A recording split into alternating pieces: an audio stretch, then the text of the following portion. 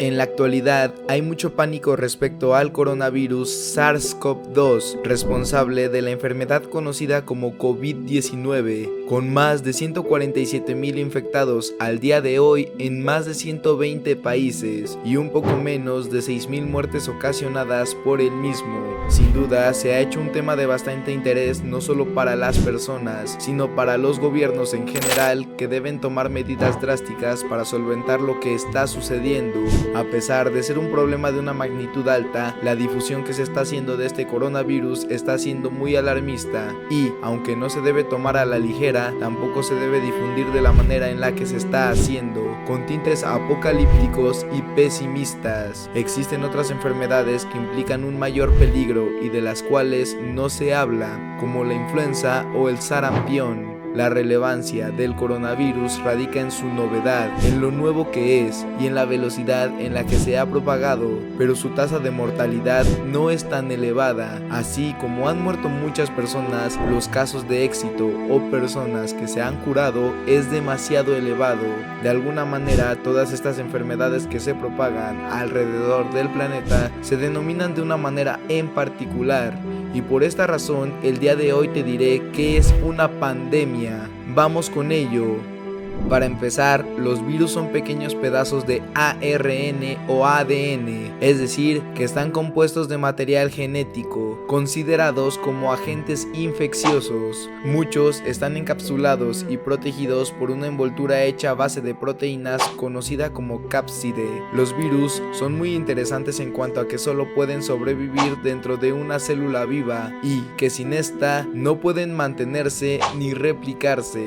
Estos entran en las células huésped y secuestran las enzimas y los materiales de dichas células para producir más copias de sí mismos, aprovechándose de los mecanismos de replicación genética que el huésped posee. En general, son organismos muy primitivos, con una enorme capacidad de mutación que les permite adaptarse y cambiar constantemente, y de los cuales no existe registro fósil, ya que las especies de virus conocidos son bastante recientes, ya que estos fueron descubiertos a finales del siglo XIX. Los virus no son afectados por los antibióticos, por lo que solo pueden hacerle frente las vacunas. También son submicroscópicos, lo que significa que solo los microscopios más especializados pueden captarlos. El primer término a ver es el de endemia. Esta se da cuando una enfermedad afecta a un país o a una región determinada de forma habitual o en una fecha en específico y que puede durar muchos años. La endemia no siempre se dan enfermedades de mucha gravedad, ya que se puede volver un factor común de esa población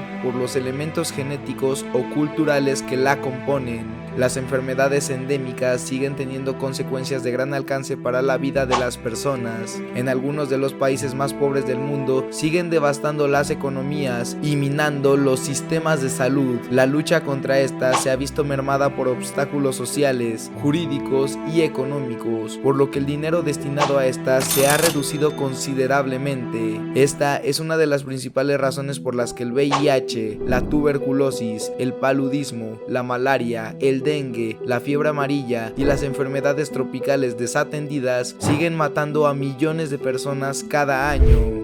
Una epidemia ocurre cuando una enfermedad se extiende por una zona concreta durante un determinado tiempo, afectando a un gran número de personas. También lo hace de manera imprevista y genera un descontrol general en la población que la padece. Tiene una escala geográfica menor a la pandemia. En este caso, la epidemia puede ser cuando de manera espontánea hay un brote de gripe en muchas personas que posteriormente irá en disminución. Para que una enfermedad se denomine pandemia, debe propagarse por todo el mundo, extendiéndose a varios países de diferentes continentes y afectando a un gran número de personas. Es decir, este término no implica una gravedad mayor o menor de la enfermedad, sino una propagación rápida y mundial.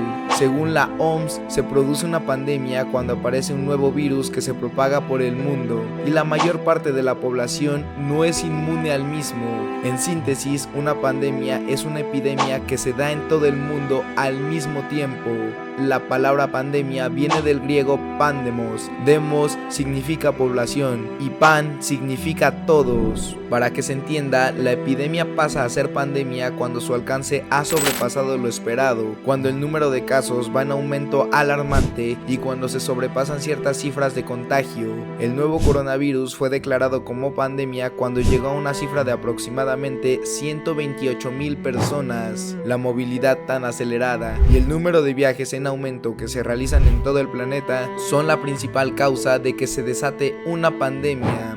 Las pandemias han sido parte de la historia de la humanidad durante siglos y aunque sus orígenes ya se remontan al 412 a.C., no tuvieron tanta gravedad hasta la que se dio en 1580, originada en Asia y que mató a miles de personas. Desde entonces, al menos 4 pandemias de influenza ocurrieron en el siglo XIX y 3 en el siglo XX. La pandemia de influenza de 1918 fue la más grande en la historia actual, pues provocó 20 millones de decesos en todo el mundo.